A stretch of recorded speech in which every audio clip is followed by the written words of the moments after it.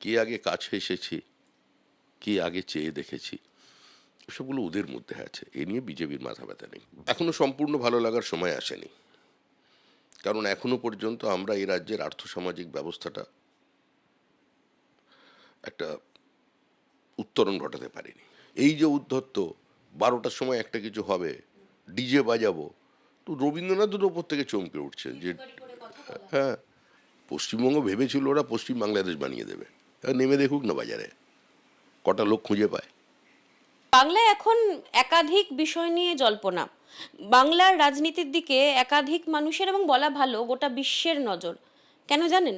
কারণ একদিকে বাংলায় একটা সরকারের পরিবর্তন হয়েছে, শ্যামাপ্রসাদ মুখোপাধ্যায়ের দল শ্যামাপ্রসাদ মুখোপাধ্যায়ের মাটিতে অনেক বছর পর, দীর্ঘ কয়েক দশক পর প্রথমবারের মতো সরকার করেছেন। এর পাশাপাশি ইউসিসি নিয়ে আলোচনা হচ্ছে লাভ জিহাদ নিয়ে, আলোচনা হচ্ছে মিড ডে মিলের খাবার বিতর্ক নিয়ে, এবং দল বদল, রং বদল, এই সমস্ত তো রয়েছেই। আর এই সমস্ত কিছুর পেছনে যার নাম সব থেকে বেশি আলোচনা হচ্ছেন, তিনি বিজেপির রাজ্য সভাপতি শ্রমিক ভট্টাচার্য। শ্রমিকদা, একাধিক ইস্যু নিয়ে এই মুহূর্তে বাংলা সরগরম। বলা যায় যে বাংলা তো বরাবরই আগে ছিল। এতদিন আমরা নেগেটিভ অর্থে বাংলার নাম শুনেছি, কিন্তু এই যে এত আলোচনা হচ্ছে, রাজনীতি নিয়ে আলোচনা হচ্ছে, সংস্কৃতি নিয়ে আলোচনা হচ্ছে, এই বিষয়টা কেমন লাগছে আগে বলুন। এখনো সম্পূর্ণ ভালো লাগার সময় আসেনি, কারণ এখনো পর্যন্ত আমরা এই রাজ্যের আর্থসামাজিক ব্যবস্থাটা একটা উত্তরণ ঘটাতে পারিনি। সময় লাগবে। সরকার প্রাণপণ চেষ্টা করছে, বেশ কিছু সদর্থক পদক্ষেপ গ্রহণ করেছে। প্রতিকূল পরিস্থিতির মধ্যে ভাড়ার শূন্য অবস্থায়, যখন কার্যত পশ্চিমবঙ্গের অর্থনীতি সম্পূর্ণ ধ্বংস হয়ে গিয়েছিল, সেই জায়গায় দাঁড়িয়ে স্বল্প দিনের মধ্যে আমাদের মুখ্যমন্ত্রী এবং আমাদের অর্থমন্ত্রী যে বাজেট নিয়ে এসেছেন মানুষের সামনে, সেটা নিঃসন্দেহে এবং নিঃসংশয়ে প্রত্যেকটি স্তরের মানুষ তারা সাধুবাদ জানিয়েছে, স্বাগত জানিয়েছে। কিন্তু রাতারাতি তো সমস্ত কিছু বদল করে দেওয়া যাবে না। আমাদের রাজ্যের সঙ্গে ভারতবর্ষের অন্য রাজ্যের অবস্থানগত একটা পার্থক্য আছে, ভৌগোলিক ক্ষেত্রে পার্থক্য আছে, সংস্কৃতির ক্ষেত্রে একটা পার্থক্য আছে, এবং যেভাবে পুরো সাংস্কৃতিক জগতের উপর একটা দখলদারি চলেছিল দীর্ঘ 50 দশক ধরে, সেটা থেকেও মুক্ত হবার সময় এসেছে। যে যার মতো করে কথা বলুক, খালি দেশটা টুকরো করবো এই শব্দটা না উচ্চারণ করে যে কোনো মতবাদের প্রচার করুক। তরুণ প্রজন্ম বা মানুষ যেটাকে গ্রহণ করবে সেটা চলবে, কিন্তু মত প্রকাশের অধিকারকে স্বীকৃতি দিতে হবে। সেটা আমাদের একদিকের লক্ষ্য। আর দ্বিতীয় জিনিস হচ্ছে, এই রাজ্যটাকে বাঁচাতে হবে। একবার বাংলা ভাগ হয়ে গেছে, আরেকবার পশ্চিমবঙ্গকে ভাগ করার প্রায় চৌকাঠে পৌঁছে দিয়েছিলেন মুখ্যমন্ত্রী মমতা বন্দ্যোপাধ্যায়। র্যাডিক্যালাইজেশন বাড়ছে, দেশের আভ্যন্তরীণ নিরাপত্তা পশ্চিমবঙ্গের কারণে কম্প্রোমাইজড হয়ে যাচ্ছিল, বিহার ঝাড়খণ্ডের ডেমোগ্রাফি বদলাচ্ছিল, আমাদের রাজ্যের কথা তো বাদই দিলাম, এবং চারদিকে একটা লুম্পেন প্রলেতারিয়েতের আপসার্চ হয়েছিল। সেটা থেকে এখনো যে আমরা পুরো বার করে আনতে পেরেছি এটা নয়, কিন্তু একটা বার্তা গেছে সমাজের সর্বস্তরে যে খেটে খাও। এখান থেকে যে এক্সোডাস হচ্ছিল সেটা তো এখনই বন্ধ করে দেওয়া যাবে না। তার জন্য পশ্চিমবঙ্গে ভারী শিল্পের প্রয়োজন আছে। কেন্দ্র সরকার সহযোগিতা করছেন, যারা শিল্পপতি আছেন তারা এগিয়ে আসছেন, দেশের সর্বস্তরের শিল্পপতিরা তারা বলছেন এখানে একটা মুক্তির আনন্দ পাচ্ছে, আমরা যেন স্বাধীনতা পেয়েছি, এবং প্রত্যেকেই পশ্চিমবঙ্গে আসতে আগ্রহী। কিন্তু তার জন্য আমাদেরও কিছু কাজ আছে, সেটাও করতে আমাদের কয়েক মাস সময় লাগবে। তো 1 বছরের মধ্যে পশ্চিমবঙ্গের মানুষ একটা ন্যূনতম পরিবর্তন, যেই সরকারটা আগের সরকারগুলোর থেকে আলাদা, এইটা বুঝতে পারবে। আগের সরকারগুলোর থেকে আলাদা আপনি বলছেন, মত প্রকাশের স্বাধীনতার কথা আপনি বলছেন, কিন্তু আপনি বাঙালি মাছ ভাত খাবে, বাঙালি পাঁঠার ঝোল মাংস ভাত মানে খাবে, এই সমস্ত বলেছিলেন। জয় মা কালী স্লোগান আপনার মুখে আমরা প্রথম শুনেছি। আপনি বিজেপির মঞ্চ থেকে দাঁড়িয়ে বলেছিলেন জয় মা কালী। কিন্তু মিড ডে মিলের আবার ইসকনকে দিয়ে দেওয়া, সেটা নিয়েও তো বিতর্ক হচ্ছে যে আপনারা একদিকে বলছেন মাছ ভাত খাওয়ানোর কথা, অথচ বাচ্চাদের পাত থেকে ডিম কেড়ে নিচ্ছেন। বামপন্থীরা বলছেন, কিছু অংশের তৃণমূলের তো এখন অনেকগুলো ভাগ, তারা বলছেন। বিষয়টা আসলে কি? মানুষ তো কনফিউশনে ভুগছে। বামপন্থী আমলে মিড ডে মিলের যে চুরিটা শুরু হয়েছিল, সেটা সিপিআই এম এর সেই কৃতকর্মের ফল সিপিআইএম পেয়েছে, এবং পরবর্তীকালে তৃণমূল কংগ্রেস এসে সেই চুরির পরিমাণটা আরও বাড়িয়ে দিয়েছে। মিড ডে মিলে বাচ্চারা কি পায়? দরকারটা প্রোটিন। তো সেই প্রোটিনের ব্যবস্থা ইসকন করবে। ইসকন যদি কোনো কোনো জায়গায় দায়িত্ব নেয়, সর্বক্ষেত্রে নয়, তারা করবে সেটা। তার জন্য তাদের ওপরে সমাজের আস্থা আছে। অন্তত আর যাই হোক, এভাবে চুরি করে পিছনের রান্নাঘরের পিছন দিক দিয়ে কাউকে বিক্রি করে দেবে না, এই বিশ্বাসটা মানুষের আছে। সুতরাং কোনো সংগঠন যদি এই কাজে এগিয়ে আসতে পারে, অন্য কোনো সংগঠন যদি এগিয়ে আসতে পারে, নিঃসন্দেহে সরকার তার থাকবে, সরকার তার সঙ্গে থাকার চেষ্টা করবে। কিন্তু আমি তো সরকার নই, আমি দলের কথা বলতে পারি। আমরা যেটা বলেছিলাম সেটা অত্যন্ত পরিষ্কার, যে মুখ্যমন্ত্রী মমতা বন্দ্যোপাধ্যায় একটা ন্যারেটিভ তৈরি করতে চেয়েছিলেন, বা তার দল, বা উনি তৈরি করেননি, আমি নাম বলবো না, যিনি প্রথম এই বহিরাগত তত্ত্বটা আবিষ্কার করেন, তিনি আমায় বলেছিলেন যে সুমিতদা দেখবে এটা ক্লিক করবে। তা এমন ক্লিক করে গেছে, তিনি এখন বাড়ি থেকে বেরোতে পারছেন না। তৃণমূল কংগ্রেস, তৃণমূল কোথায়? রাজ্যে বিরোধী কোথায়? তৃণমূল কংগ্রেস বলে তো কিছু নেই। এই প্রশ্নটাই শ্রমিকদা আপনাকে করতে যাচ্ছিলাম, যে বিরোধী কোথায়? আমি বিরোধী যদি না থাকে, তো তার জন্য তো শাসক দল দায়ী নয়। একজন বিধায়ক খুন হয়েছে, একজন বিধায়ক বলতে পারবেন, একজন মন্ত্রী বলতে পারবেন তার বাড়ি ভেঙে গুঁড়িয়ে দেওয়া হয়েছে? কোনো গ্যাংরেপের ঘটনা ঘটেছে? চৌঠা মেয়ের পর আর দোসরা মেয়ের পরের অবস্থাটা চিন্তা করুন।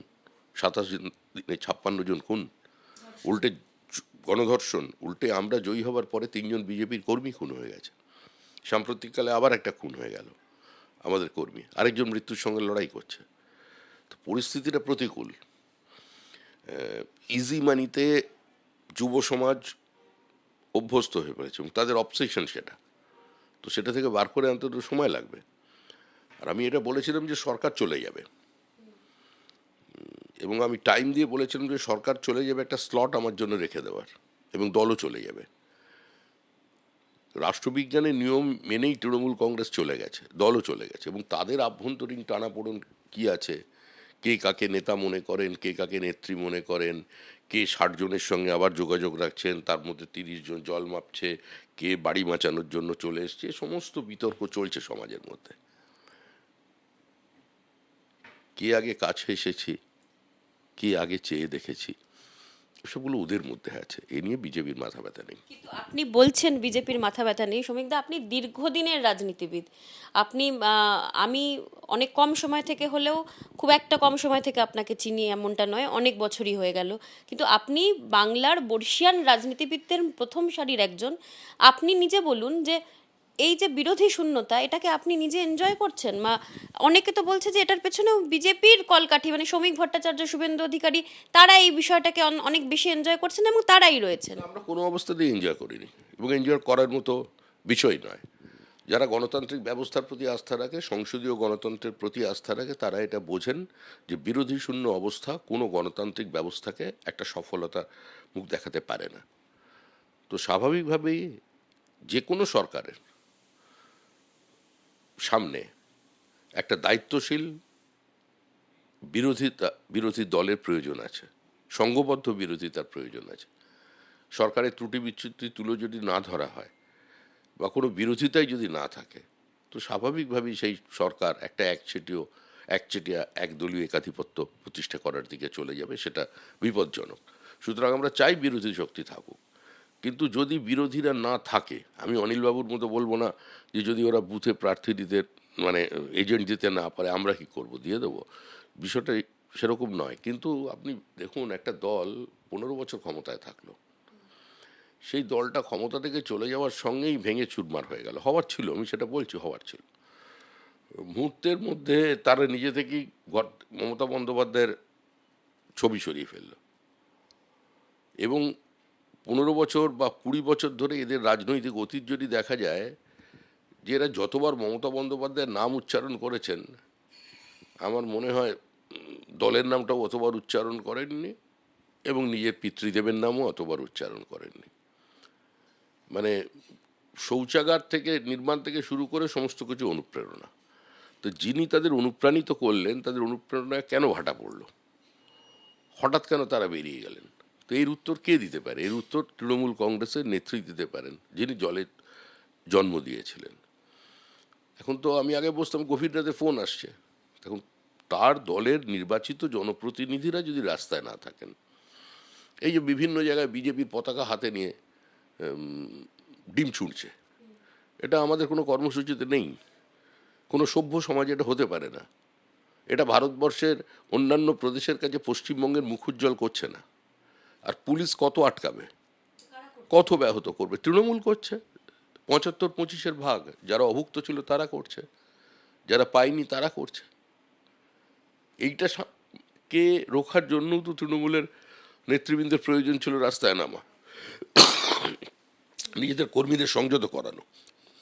আপনি আপনার ফাইলে চলে যান, দেখুন আমি বলেছিলাম যে সরকার পরিবর্তন হওয়ার পরে পুলিশের একটা বড় দায়িত্ব থাকবে এবং ইন্টারিম পিরিয়ডে যখন সরকার তৈরি হবে না, মুখ্যমন্ত্রী শপথ নেবেন না, তখনও পর্যন্ত নির্বাচন কমিশন, কেন্দ্রীয় বাহিনী এবং রাজ্যপালের একটা দায়িত্ব থাকবে যে প্রাণহানি যাতে না হয় সেটা দেখার, এবং তারা সেই কাজটা করেছেন।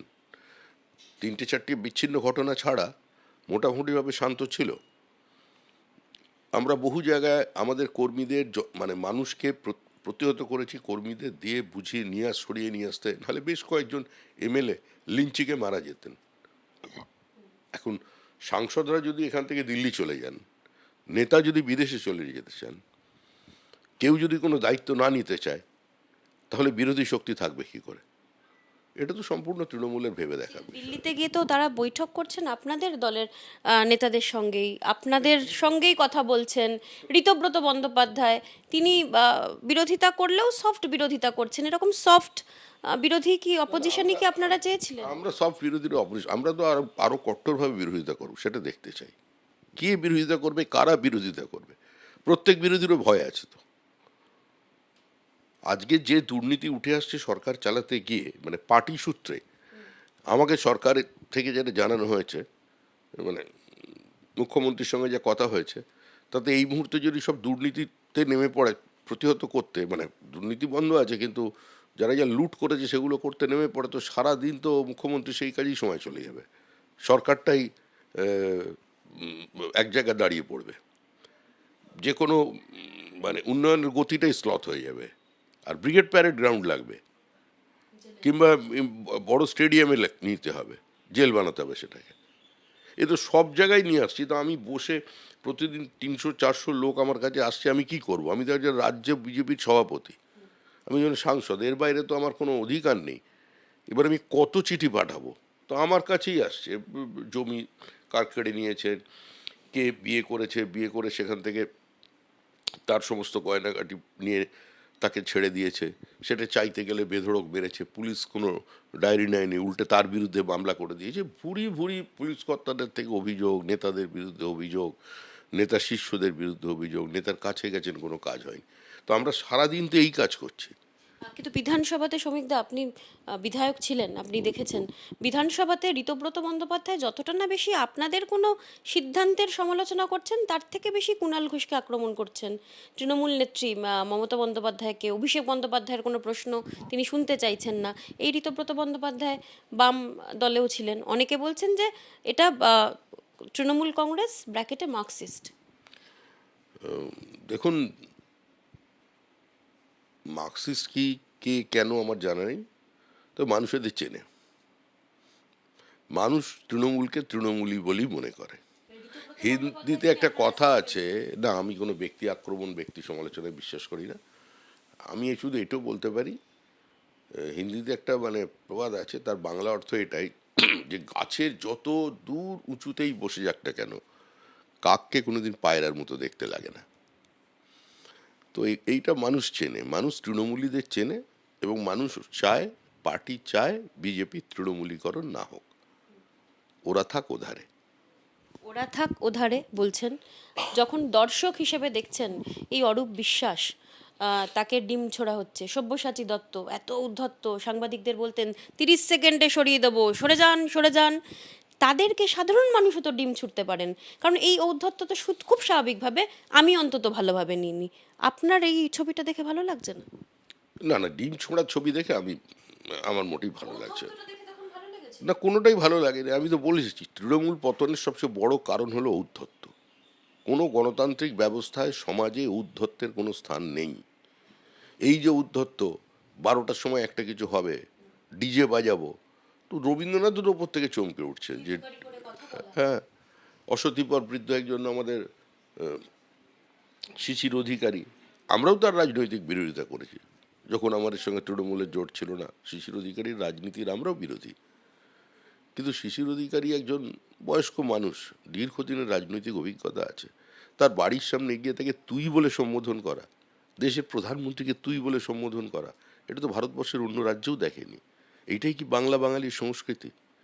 এটা নাকি বলেন রবীন্দ্রনাথের বাংলা, রামকৃষ্ণের বাংলা, জীবনানন্দের বাংলা, রূপসী বাংলা, সোনার বাংলা, এত বলছি, কিন্তু দিনের শেষে কি আমরা করছি? যে অন্তত দাদুর বয়সী একজন মানুষ যিনি বলছেন, সে তাকে তুই বলে সম্বোধন করছে। এটা এটা কাঙ্ক্ষিত নয়, এই উদ্ধত্তের জায়গা নেই, তার জন্য চলে গেছে। ইউসিসি আপনারা চালু করতে চলেছেন, আপনি ডেমোগ্রাফি চেঞ্জের কথা এর আগে বলেছেন, লাভ জিহাদ নিয়ে আপনারা সরব হচ্ছেন। এগুলোর প্রয়োজন বাংলায় কেন? বাংলায় তো প্রয়োজন আছেই। সবচেয়ে বেশি যদি কোনো প্রয়োজন কোথাও থাকে লাভ জিহাদ নিয়ে, সেটা কেরলে আছে এবং তারপরে পশ্চিমবঙ্গে আছে। লাভ জিহাদটা এখানে চালু হয়েছে, কিন্তু সেই অর্থে অতটা বড় মাপের জায়গায় যায়নি, কিন্তু চলছে। এখান থেকে মেয়েদের নিয়ে যাওয়া হয়েছে, নিয়ে গিয়ে বিক্রি করে দেওয়া হয়েছে, ধর্মান্তকরণ হয়েছে। আর যেটা ইউসিসির কথা বলা হচ্ছে, এটা তো কোনো হিডেন এজেন্ডা নয়। আমরা তো বলেইছি, আমাদের ইস্তাহারে দিয়েছি, আমরা তো এটা চালু করবই। এটা তো বিজেপির সৃষ্টির সময় থেকে বলা হচ্ছে। আর এটা বিজেপির শুধু একার দাবি নয়, যে কোনো সুস্থ স্বাভাবিক শিক্ষিত মানুষ এই সমাজের মনে করেন যেটা হওয়ার প্রয়োজন আছে, দলমত নির্বিশেষে মানুষ মনে করেন প্রয়োজন আছে, শিক্ষিত মুসলিম সমাজ মনে করে এটার প্রয়োজন আছে।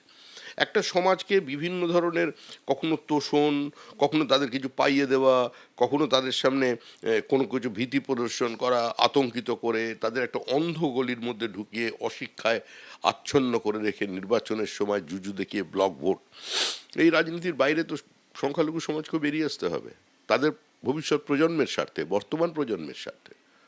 এই সিচুয়েশনে যখন আপনি সংখ্যালঘু সমাজের কথা বললেন, হুমায়ুন কবির আজকের দিনে দাঁড়িয়েও বলছেন যে তিনি চাইলে 3 সেকেন্ডের মধ্যে মুসলমান সম্প্রদায়ের সবাইকে জড়ো করতে পারেন এবং শ্যাটা ভাঙা মার এমন দেবেন যে বিজেপির পতাকা ধরার লোকও থাকবে না। উনি এসপি বোঝেন না, উনি মুখ্যমন্ত্রী বোঝেন না, কে ক্ষমতায় এসছেন ওনার বোঝার দরকার নেই।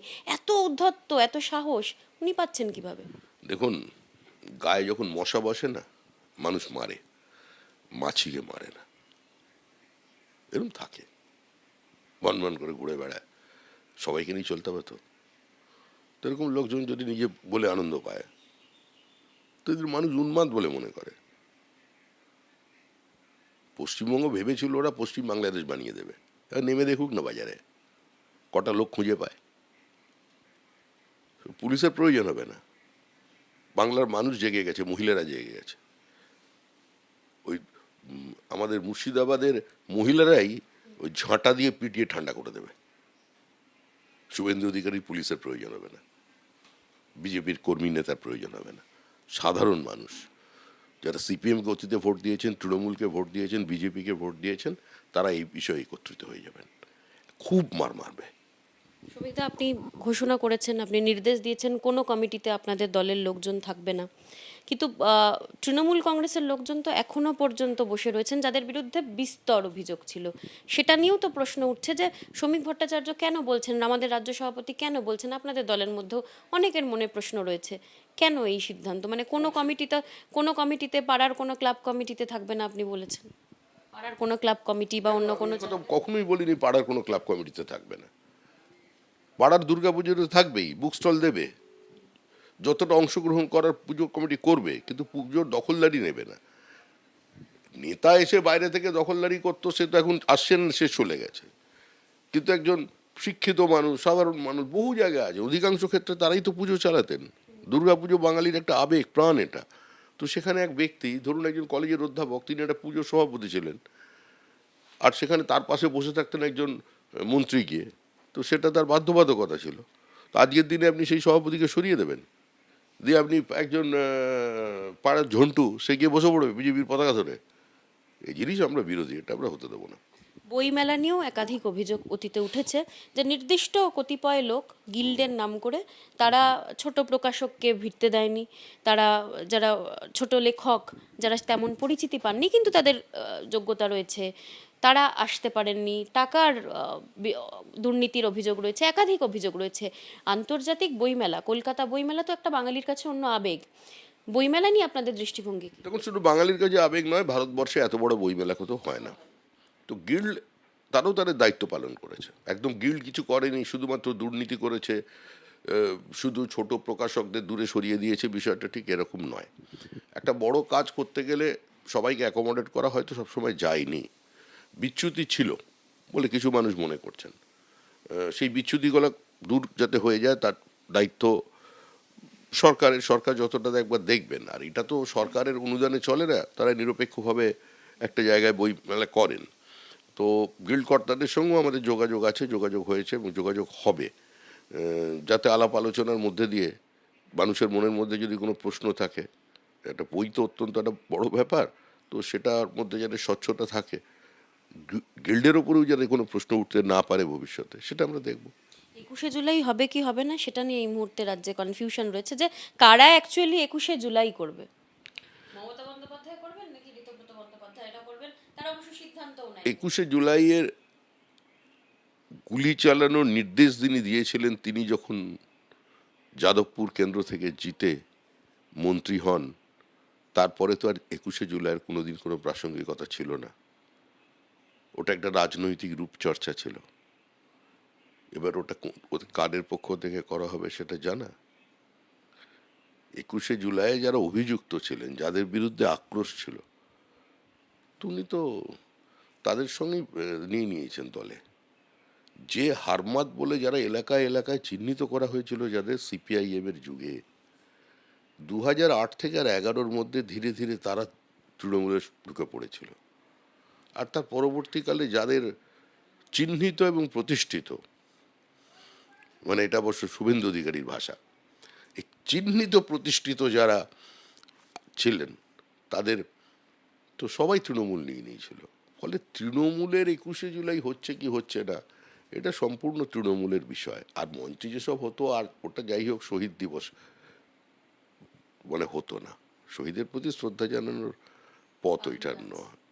হ্যাঁ, লাল চুল তৃণমূল শুভেন্দু অধিকারীর মুখে আমরা বারবার শুনেছি, সেই লাল চুল তৃণমূলরাই এলাকায় এলাকায় গিয়ে এখন বিজেপি হয়ে গেছেন, তারা দাবি করছেন। দেখতে পাচ্ছি, আমরা সবাই দেখতে পাচ্ছি, আপনার কর্মী সমর্থকরা যারা পুরনো, যারা প্রথম থেকে বিজেপি করেছেন তারাও দেখতে পাচ্ছেন। তাদের উদ্দেশ্যে কিছু বলতে চান? এরা কি সত্যি সত্যি বিজেপিতে অ্যাকসেপ্টেড? মানুষ কি এদের মেনে নেবে? আপনারা মেনে নেবেন? মিউনিসিপ্যাল নির্বাচনটা যখন আসবে আর যখন কলকাতা কর্পোরেশনের নির্বাচন হবে, তখন ঠিক বুঝতে পারবে যে বিজেপিটাকে কোনো মুখ্যমন্ত্রী, কোনো সভাপতি, বিশেষ কোনো নেতা পরিচালনা করে না। বিজেপির একটা নির্দিষ্ট কর্মসংস্কৃতি আছে।